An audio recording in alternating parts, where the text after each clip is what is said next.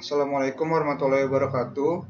Kami dari kelompok 8 ingin mempresentasikan tentang personal selling and customer service. Brand yang kami kaitkan itu ada Unilever. Berikut adalah anggota kelompok kami, ada Alfa Rizky, Muhammad Yusuf Zidan, Nafisa, dan saya sendiri Revanza Auditya. Kami akan mempresentasikan tentang bab 15. Untuk LO pertama itu ada Role of Personal Selling. Ini seberapa pentingnya itu personal selling. Ada 4 fungsi. Yang pertama itu helping to buy is good selling. Jadi personal selling yang baik itu tidak hanya nge-push untuk membeli agar pembeli membeli produk perusahaan tersebut, tetapi personal selling yang baik itu turut berkelanjutan membantu para customer dalam kepentingan produk yang dibelinya. Yang kedua itu adalah sales people represent whole company and customers.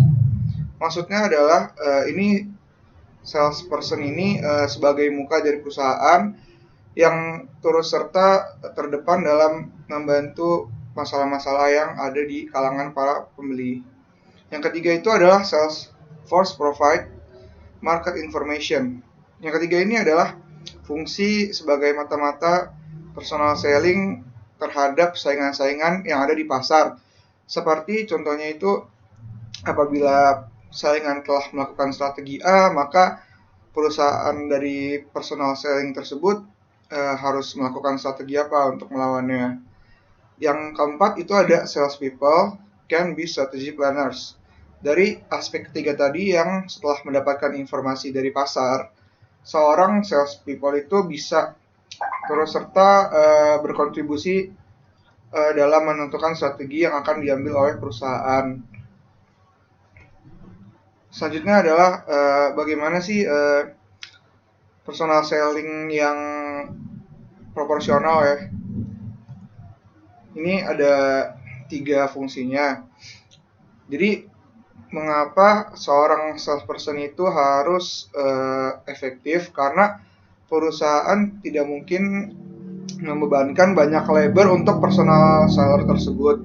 Maka dari itu 3 tugas penting ini hanya akan dikerjakan oleh satu orang salesperson guna mengurangi cost yang ada di perusahaan. Selanjutnya akan dilanjutkan teman saya. Assalamualaikum warahmatullahi wabarakatuh.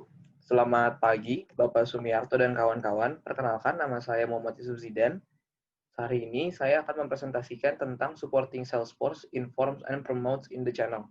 Baiklah, kita mulai saja ke pembahasannya. Jadi, apa sih supporting salespeople itu? Jadi, supporting salespeople itu help the order-oriented salespeople, but they don't try to get order themselves. Artinya mereka membantu salespeople atau sales yang biasa kita kenal dalam kehidupan sehari-hari yang menawarkan barang kepada kita, tapi mereka tidak mencoba untuk mendapatkan order untuk diri mereka sendiri. Their activities are aimed at enhancing the relationship with the customer and getting sales in the long run. Artinya kegiatan mereka ditujukan untuk meningkatkan hubungan antara customer dengan perusahaan dan meningkatkan penjualan dalam jangka panjang. Akan tetapi dalam jangka pendek mereka menjadi duta dalam menunjukkan itikat baik dari perusahaan untuk memberikan pelayanan dan informasi. Nah, ada 3 tipe, yaitu yang pertama missionary salespeople. Missionary salespeople are supporting salespeople who work for producers, calling on intermediaries and their customers. They try to develop goodwill and stimulate demand. Help intermediaries train their salespeople and often take orders for delivery by intermediaries. Missionary salespeople are sometimes called merchandiser or detailers. Nah, jadi mereka ini seperti definisi supporting salespeople, mereka tidak mencoba untuk mendapatkan order, tapi mereka mencoba untuk mempengaruhi pihak yang bisa mempengaruhi permintaan tersebut sebagai mungkin lebih mudah untuk dijelaskan dengan contoh. Contohnya adalah Pfizer sales representative di bidang farmasi. Jadi Pfizer ini merupakan salah satu perusahaan farmasi terkemuka di dunia. Mereka itu memiliki sales representative yang bertugas untuk menjelaskan menawarkan produk kepada para dokter. Nah, mereka menjelaskan produk ini kepada para dokter, menggunakan pamflet dan menjelaskan kegunaan produk ini dengan harapan para dokter akan meresepkan obat perusahaan mereka untuk pasien yang membutuhkan. Jadi sekali lagi mempengaruhinya tidak secara langsung, namun melalui perantara seperti mereka tidak mempengaruhi pasien untuk membeli obat, tapi mempengaruhi dokter yang meresepkan obat tersebut. Next. Jadi yang kedua itu ada technical specialist. Technical specialist adalah supporting salespeople yang menyediakan bantuan teknis kepada order-oriented salespeople.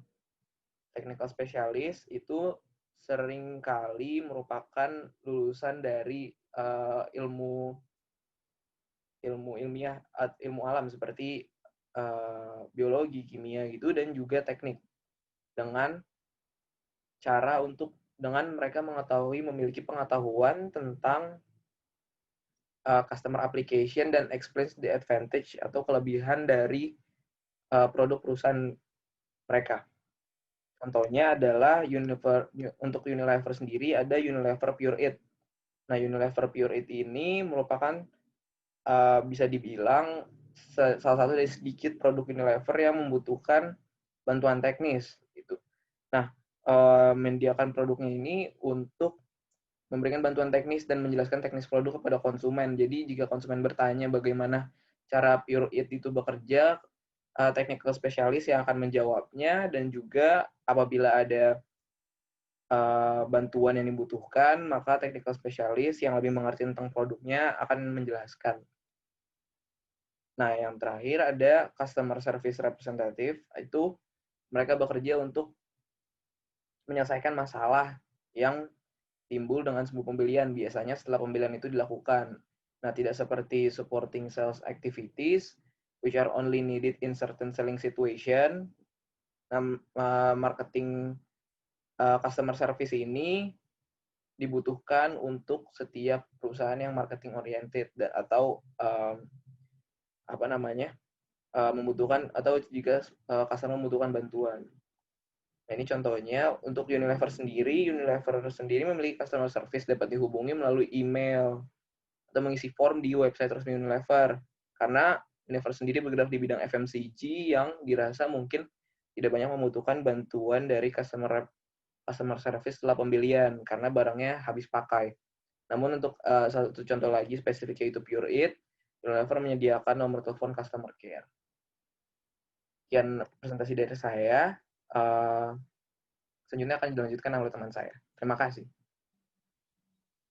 Nah, sekarang saya akan menjelaskan tentang compensation and motivating salespeople.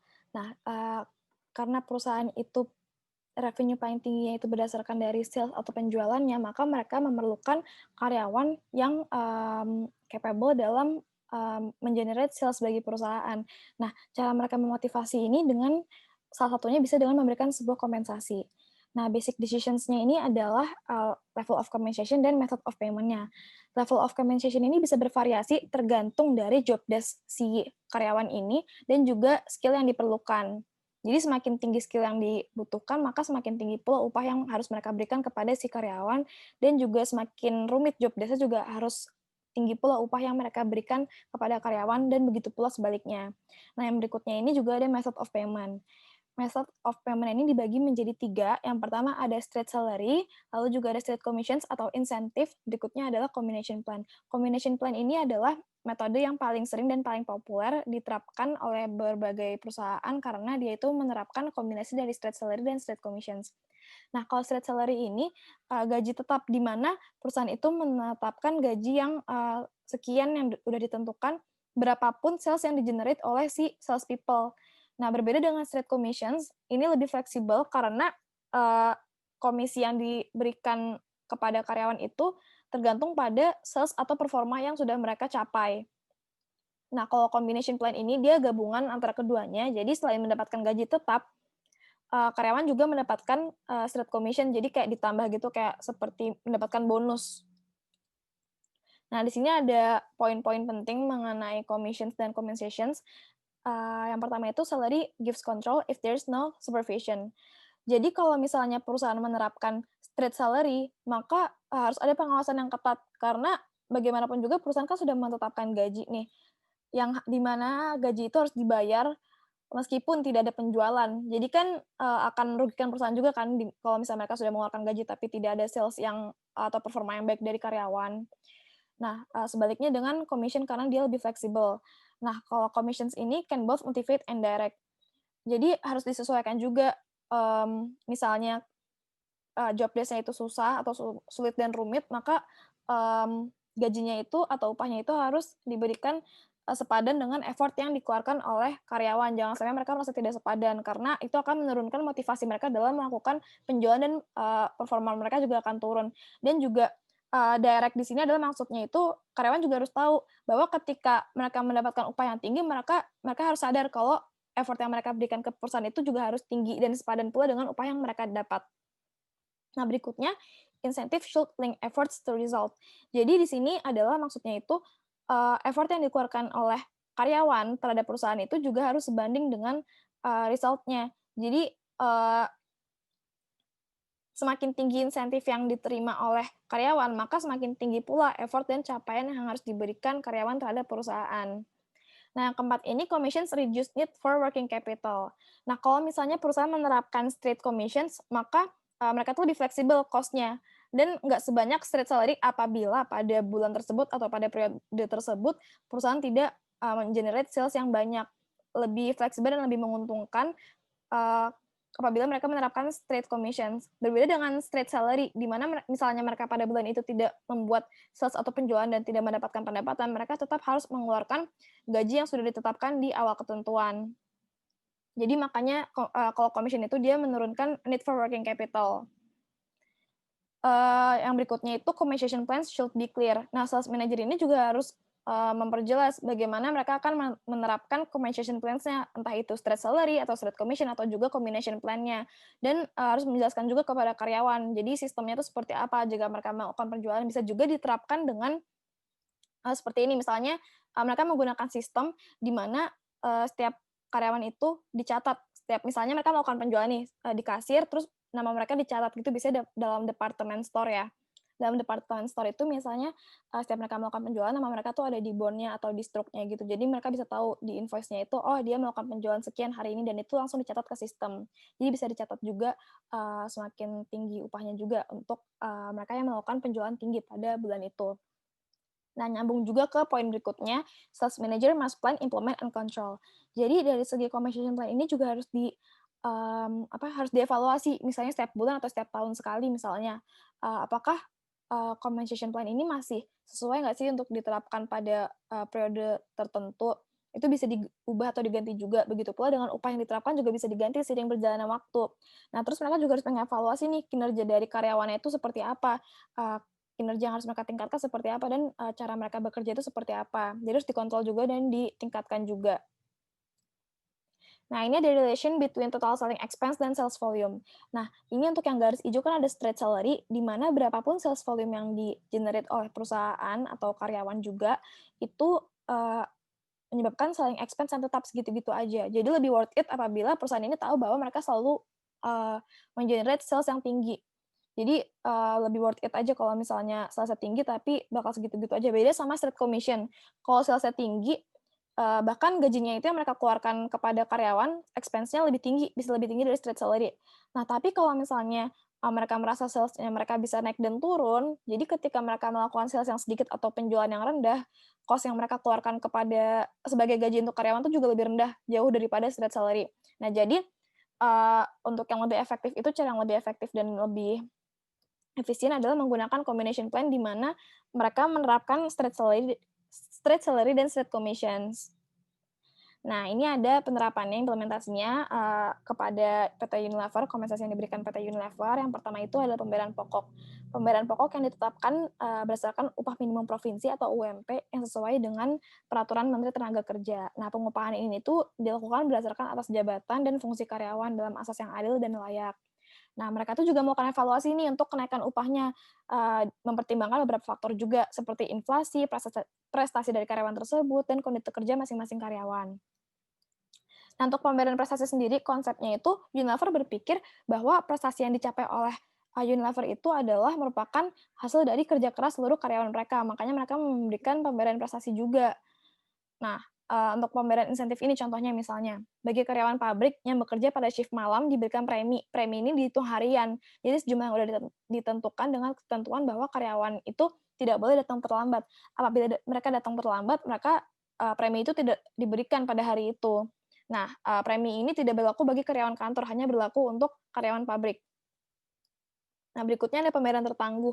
Contohnya di sini adalah THR atau tunjangan hari raya yang, pemberiannya itu jumlahnya itu berdasarkan pada masa kerja si karyawan. Misalnya untuk karyawan yang bekerja di bawah 3 bulan itu mereka tidak mendapatkan THR, untuk karyawan yang masa kerjanya 3 sampai 6 bulan mereka mendapatkan 50% dari 1 bulan gaji, untuk yang 6 sampai 9 bulan mereka mendapatkan 75% dari 1 bulan gaji, dan untuk, karyawan yang bekerja lebih dari 9 bulan mereka mendapatkan 100% dari total gaji, dan itu tuh cara penghitungannya tinggal ditambah aja sama gaji pokok yang tadi di awal.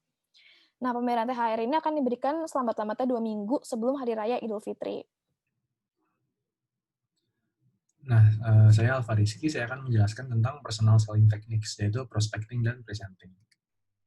Nah, ini adalah beberapa langkah dari personal selling process. Yang pertama yang harus dilakukan adalah prospect for new customers, lalu set effort priorities, lalu memilih target pembeli. Di sini kita harus mencari apa saja yang mempengaruhi keputusan dari pembeli tersebut. Lalu selanjutnya kita akan melakukan mempersiapkan sales call dan presentation. Nah, ini ada tiga jenis yang bisa dipilih, ada prepared presentation, ada consultative selling approach, lalu ada selling formula approach. Lalu setelah itu kita melakukan sales presentation. Nah, tujuan dari sales presentation adalah untuk menimbulkan ketertarikan, lalu untuk berusaha memecahkan masalah yang dimiliki oleh calon pembeli, dan pada akhirnya kita akan menimbulkan keinginan bagi pembeli untuk membeli produk yang kita tawarkan. Lalu setelah pembeli tertarik untuk membeli, langkah terakhir adalah close sale, yaitu pembeli akan melakukan pembelian terhadap produk yang kita tawarkan. Nah, tidak hanya sampai close sale, tapi kita juga harus melakukan follow up setelah sales. Nah, follow up ini dilakukan ada 2 tujuan. Yang pertama untuk customer acquisition dan yang kedua untuk customer retention. Nah, setelah melakukan follow up dan mendapatkan feedback, kita harus mengevaluasi lagi apa saja sebenarnya yang dibutuhkan untuk kedepannya, sehingga kita bisa melakukan set effort priorities untuk kedepannya. Nah, yang pertama adalah prospecting. Prospecting itu sebenarnya proses untuk mencari siapa saja sebenarnya calon-calon pembeli yang potensial untuk produk yang kita tawarkan. Nah, biasanya beberapa perusahaan telah menyediakan prospect list atau CRM database. CRM itu adalah Customer Relationship Management Database untuk membuat pekerjaan dari divisi marketing ini lebih mudah. Nah, tapi ada beberapa hal yang harus kita perhatikan, yaitu kita harus memperhatikan bahwa semua pelanggan itu tidak sama. Tidak semua pelanggan itu sama. Kita harus membedakan antara pelanggan yang baru dengan pelanggan yang lama, lalu pembeli yang dalam skala kecil dan pembelian skala besar. Lalu kita juga harus melihat long-term business potentials. Kita juga harus memperhatikan juga pelanggan-pelanggan yang memang sudah tidak membutuhkan perhatian lagi dari kita dalam segi marketing. Nah, pada akhirnya kita juga harus menentukan berapa effort dan waktu yang kita spend untuk beberapa pembeli tertentu. Nah, jenis-jenis sales presentation itu yang tadi saya sebutkan ada 3. Yang pertama adalah prepared approach. Nah, di prepared approach ini presentasinya telah disiapkan sebelumnya, dan untuk semua calon pembeli presentasinya akan sama. Sisi positifnya adalah perusahaan dapat menentukan apa saja yang harus dikatakan oleh salesperson. Nah, metode ini juga berguna jika sang salesperson-nya masih kurang berpengalaman atau kurang andal dalam melakukan presentasi. Nah, yang kedua adalah consultative selling approach. Nah, di sini salesperson itu seolah-olah bertindak menjadi seorang konsultan, di mana salesperson akan melakukan presentasi sesuai dengan keinginan dari konsumen. Jadi si salesperson-nya akan menanyakan kepada konsumen apa masalah yang Anda miliki sekarang, apa saja hambatan-hambatan yang perusahaan Anda miliki misalkan. Lalu dari situ salesperson-nya akan mengembangkan sebuah presentasi untuk bagaimana secara memenuhi kebutuhan dari calon pembeli ini. Nah, tapi untuk metode yang ini, salesperson-nya diusahakan telah berpengalaman dan andal dalam memberikan presentasi. Lalu yang ketiga adalah selling formula approach, di mana presentasinya telah disiapkan sebelumnya. Namun setelah salesnya melakukan presentasi, itu dia akan menanyakan kepada calon pembeli tersebut, apa sih sebenarnya masalah yang akan kita pecahkan, apa masalah yang perlu saya pecahkan untuk Anda, seperti itu. Jadi memang ada presentasi yang telah disiapkan, namun pada akhirnya akan lebih fleksibel karena terjadi diskusi setelah presentasi tersebut. Nah, sebenarnya ketiga jenis ini tujuannya sama, yaitu close, di mana calon pembeli telah melakukan pembelian kepada produk yang kita jual. Nah, sequence yang umumnya dari sales presentation adalah ini. Yang pertama, kita harus menggait perhatian dari calon pembeli. Yang kedua, kita harus menimbulkan ketertarikan dari calon pembeli. Dan yang ketiga, kita harus menimbulkan keinginan. Lalu yang paling penting adalah action, di mana pembeli membeli produk yang kita tawarkan. Nah, biasanya presentasi dari sales mencakup keempat ini, dan presentasi yang sukses itu apabila telah terjadi action dari sang pembeli. Namun ada beberapa ethical issues yang perlu kita perhatikan juga, yaitu yang paling penting adalah the presentation should be honest and truthful. Nah, di beberapa perusahaan yang melepas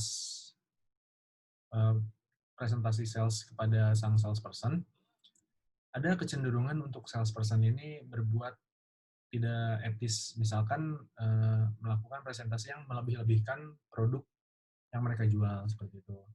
Nah, ini sangat dilarang karena kurang etis untuk bagi perusahaan dan konsumennya, gitu.